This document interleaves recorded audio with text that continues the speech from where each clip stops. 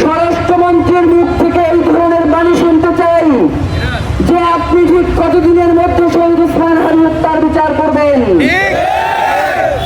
আজকে বলবেন আসামি ভারতে গ্রেপ্তার হয়েছে, তাকে ফিরিয়ে আনার প্রক্রিয়া চলছে। 1 মাস পরে জিজ্ঞেস করলেও বলেন সেই প্রক্রিয়া চলছে। এই প্রক্রিয়া কিয়ামত পর্যন্ত চলবে কিনা আমরা জানতে চাই। প্রিয় ভাইয়েরা, শহীদ ওসমান হাদি তিনি বাংলাদেশের স্বাধীনতা সার্বভৌমত্ব রক্ষার জন্য জীবন দিয়েছেন। সুতরাং তার বিচার কার্য নিয়ে যারা তালবাহানা করবে, আমরা মনে করব তারা বাংলাদেশের স্বাধীনতা সার্বভৌমত্বের শত্রু। মমতা বন্দ্যোপাধ্যায় যে বক্তব্য দিয়েছেন, বাংলাদেশের পররাষ্ট্র মন্ত্রণালয় উচিত ছিল সেই বক্তব্য আমলে নিয়ে এরপরে সত্য মিথ্যা কৃষিরা উদ্ঘাটন করবার। কিন্তু পররাষ্ট্র মন্ত্রণালয়ের মাননীয় প্রতিমন্ত্রী তিনি বললেন যে হারা প্রার্থীর কোনো কথা আমরা আমলে নিচ্ছি না। তোমরা তো চিন্তা ক্ষমতায় আসছো বাংলাদেশে, তোমাদের কথা আমরা আমলে নিতে চাই। তোমরা কতদিনের মধ্যে শহীদ ওসমান হাদি হত্যার বিচার করবা?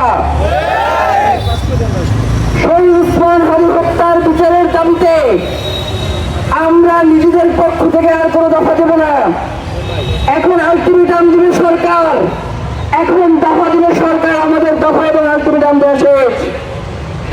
আমাদের যদি সামনে আর কোন দফা এবং আলটিমেটাম দিতে হয়, সেটা হবে চূড়ান্ত আন্দোলনের আলটিমেটাম, চূড়ান্ত আন্দোলনের দফা। এর বাইরে আমাদের সামনে আর কোনো পথ নাই।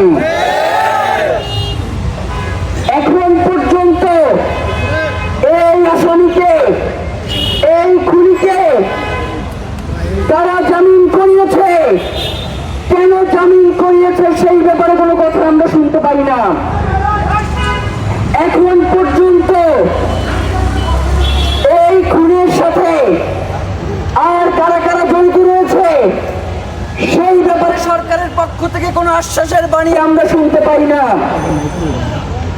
আমরা যখনই রাস্তায় নামি, আমরা যখনই শহীদ ওসমান হাদির হত্যা নিয়ে কথা বলি, তখন সরকারের মদতপুষ্ট তার তল্পি বাহকেরা এক ধরনের বাণী নিয়ে আমাদের সামনে উপস্থিত হয়।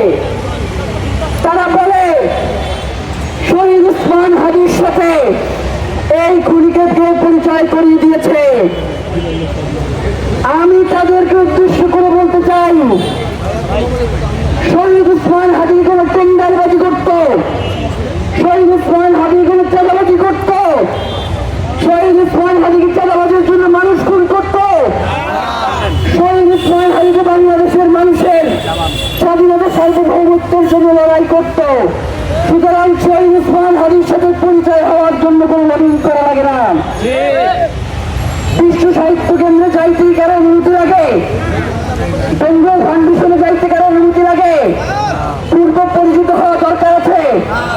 তাইলে ইনকিলাব কালচারাল সেন্টার তো পাবলিক প্রপার্টি, পাবলিক লাইব্রেরি, এইখানে কারো যাওয়ার জন্য অনুমতি লাগবে কেন? এই ধরনের কথাগুলো বলবার মধ্য দিয়ে তারা আসল ঘটনাকে ধামাচাপা দেওয়ার একটা চেষ্টা করে। কোন ধরনের তদন্ত ছাড়া তাদের দলের লোকজন, তারা তদন্ত ছাড়া যারা শহীদ ওসমান হাদি হত্যার বিচারের দাবিতে রাজপথে নামে, তাদেরকে শহীদ ওসমান হাদির খুনি হিসেবে সাব্যস্ত করে বিভিন্ন ধরনের বক্তব্য দেয়।